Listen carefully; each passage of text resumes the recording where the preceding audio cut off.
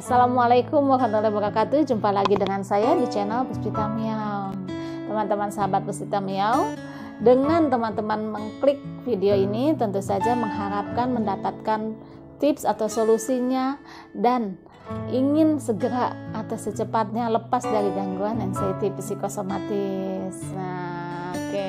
Untuk itu di video kali ini saya akan memberikan tips 21 hari menjemput kesembuhan. Sebelum saya melanjutkan videonya, silahkan klik tombol subscribe-nya bagi teman-teman yang belum klik tombol subscribe-nya dan klik tombol loncengnya sehingga teman-teman tidak ketinggalan dan selalu mengikuti terus video-video saya selanjutnya insya Allah. 21 tips menjemput kesembuhan ini adalah yang pertama, teman-teman rutinkan selama 21 hari ini untuk mendengarkan audio hipnoterapi yang sudah ada videonya di video saya ini ya. Lalu rutinkan juga, tidak lupa juga video audio ruqyah juga sudah ada videonya ya, silakan dilihat, itu dirutinkan. Tentu saja juga dengan disertai dengan berdoa selalu pada Allah Ta'ala dan memohon kesembuhan ya. Lalu tips yang kedua, disiplin menjalankan pola hidup sehatnya ya, sudah ada juga videonya pola hidup sehat, silahkan dilihat videonya ya. Oke, tentu saja pola hidup ini disesuaikan ya, pola hidup untuk teman-teman yang memang memiliki gangguan anxiety psikosomatis. Nah, lalu juga teman-teman rutin konsumsi air putih, harus wajib setiap harinya ya. Air putih ini diutamakan air putih hangat ya, yang cocok, yang banyak cocok, yang lebih cocok untuk teman-teman yang gangguan anxiety itu air hangat ya. Oke.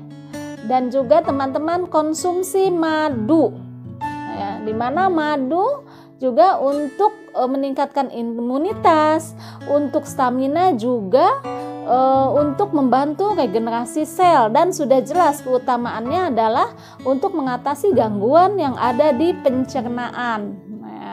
Teman-teman bisa mendapatkan madu hutan murni di saya, silahkan bisa melalui DM IG Puspita Miao. Tips yang lainnya, tips yang ketiga, teman-teman harus mencari salah satu atau seorang teman atau sahabat atau saudara yang bisa menemani ya, yang bisa menemani dan bisa untuk diajak ngobrol ya, entah itu obrolan mengenai hobi atau obrolan kegiatan-kegiatan yang bisa meningkatkan semangat buat teman-teman ya. Intinya obrolan-obrolan yang bisa menyita pikiran, bisa mengalihkan dari sensasi-sensasi yang sedang dirasakan oleh teman-teman ya.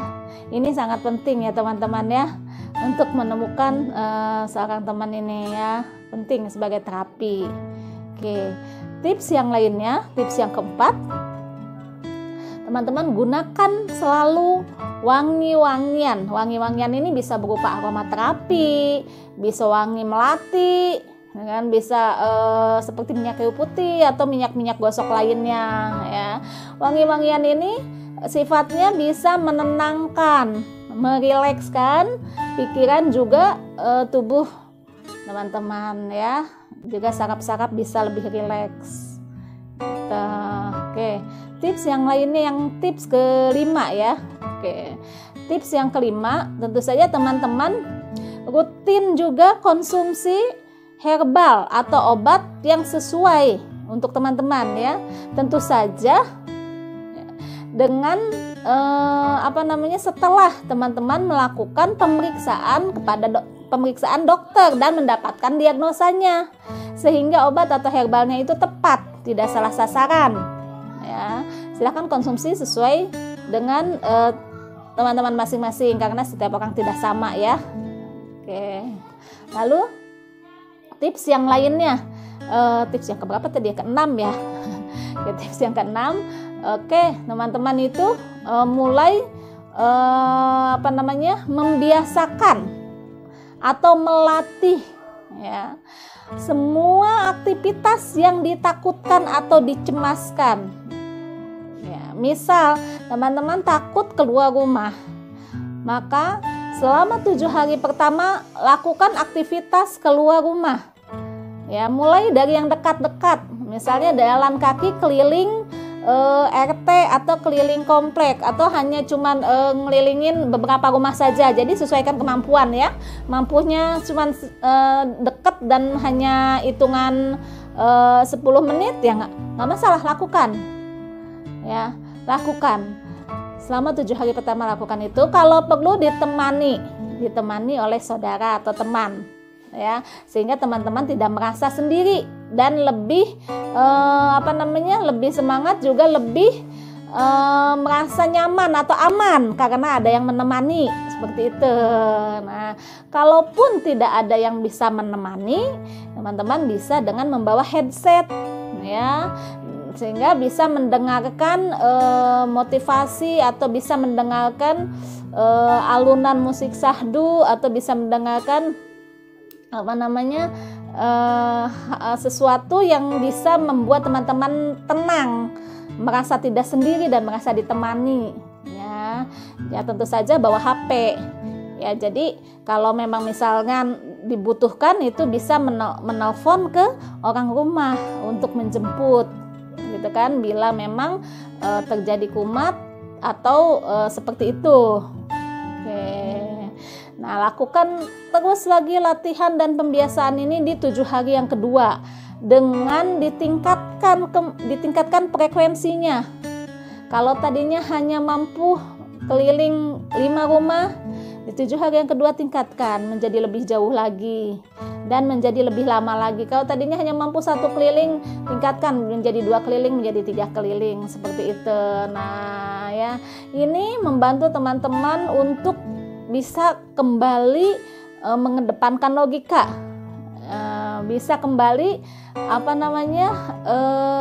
beraktivitas normal, seperti itu ya. Dan lakukan kembali latihan dan pembiasaan di 7 hari yang ketiga dengan kembali ditingkatkan lagi ya. Misalkan kalau tadinya ditemani, sekarang lakukan dengan keluar rumah dengan seorang diri.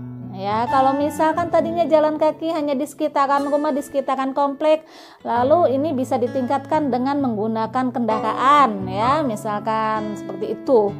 Aktivitasnya ditingkatkan. Nah, pembiasaan atau melatih diri ini tidak hanya keluar rumah saja. Apapun kegiatan, hal-hal yang ditakutkan atau dicemaskan oleh teman-teman itu dilakukan kembali, dibiasakan kembali ya.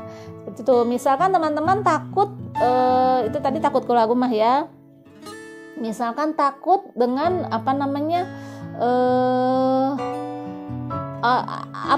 orang hajatan ya, biasanya tuh ada yang juga takut dengan suara suara musiknya yang keras kayak gitu-gitu. Nah, justru ketika ada yang hajatan, teman-teman lakukan latih dengan mendatangi yang hajatan, seperti itu.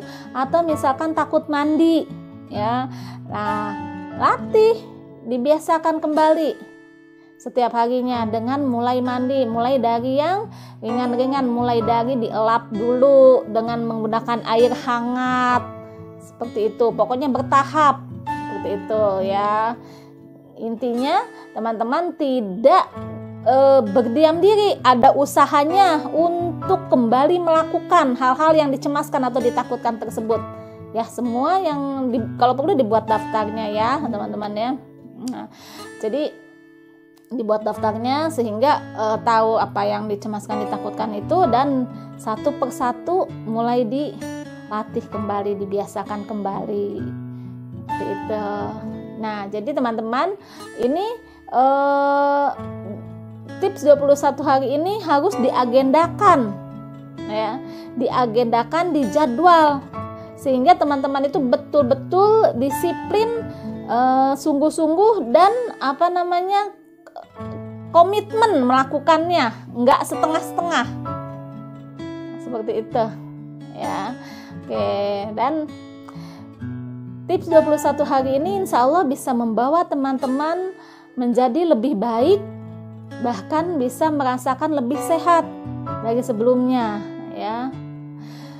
Usaha yang optimis ini ya, walaupun teman-teman belum bisa mencapai sepenuhnya 100%, tapi setidaknya sebagiannya itu teman-teman bisa melakukannya dan bisa dijadikan modal untuk teman-teman menjadi lebih baik lagi ke depannya, untuk melakukan kembali tipsnya, solusinya, untuk melakukan kembali aktivitas-aktivitasnya sehingga menjadi normal kembali semuanya.